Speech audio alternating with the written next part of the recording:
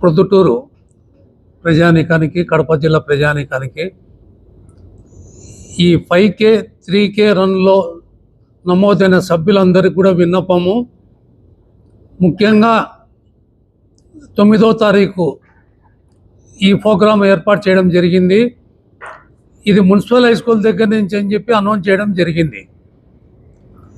కానీ కొందరు సూచనల మేరకు ఈ రోడ్డు క్రాసింగ్లో ఇబ్బందులు వస్తాయి, ఎవరైనా బైకులు వచ్చి పిల్లలకు తగులితే ఇబ్బంది కలుగుతుంది, కాబట్టి పునరాలోచన చేయని చెప్పేసి డిపార్ట్మెంటల్ వారు అడగడం జరిగింది.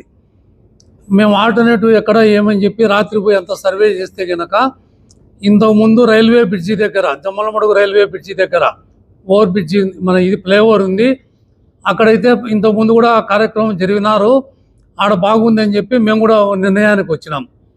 కాబట్టి 9వ తారీఖు అందరూ గమనించాల్సింది ఏమంటే రైల్వే బ్రిడ్జి ఫ్లైఓవర్ దగ్గర ప్రోగ్రాం మొత్తం జరుగుతుంది. అక్కడే స్టార్ట్ అవుతుంది, అక్కడే ఫినిష్ అవుతుంది, అక్కడే బ్రేక్ఫాస్ట్ కూడా అక్కడే ఉంటుంది, అన్ని కార్యక్రమాలు కూడా అక్కడే జరుగుతాయి. కాబట్టి ఇన్కన్వీనియంట్ అనుకోకుండా అందరూ కూడా దయ ఉంచి మాతో సహకరించాల్సిందిగా సవినయంగా తెలియజేస్తున్నాం. ఉదయం 7కు 6:30కు రావాలా.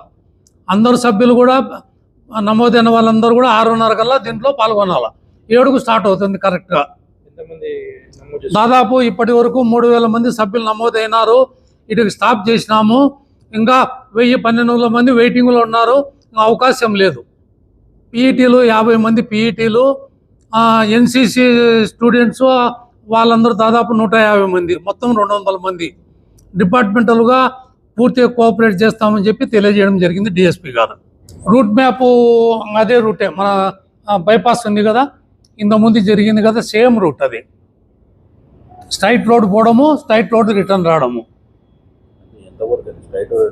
మేము అన్నీ కొలిచినాం. 1.5 కిలోమీటర్ వరకు మైలేజ్ కొలిచినాము, 3 కిలోమీటర్స్ మైలేజ్ కొలిచినాము, 5 కిలోమీటర్స్ మైలేజ్ కొలిచినాము.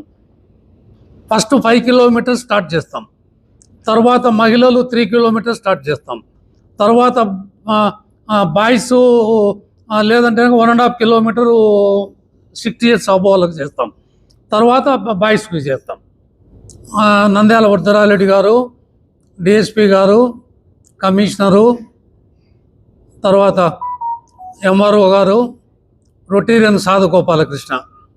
సంవత్సరంలో కిడ్నీ ట్రాన్స్ప్లాంట్ అయింది. 2009 సంవత్సరంలో ఈ 2 అవయవాలు నేను చేయించుకొని కూడా హెల్తీగా ఉండా. కాబట్టి ఎవరైనా కానీ ప్రజలు ముందుకు వచ్చి ధైర్యంగా సర్జరీలు చేయించుకుంటే లైఫ్ కలదు అనే దానికి ఉదాహరణ నేనే అని చెప్పే ఉద్దేశంతో ఈ అవయవ అవగాహన కోసం అని చెప్పి ఈ కార్యక్రమము నేను పెట్టడం జరిగింది.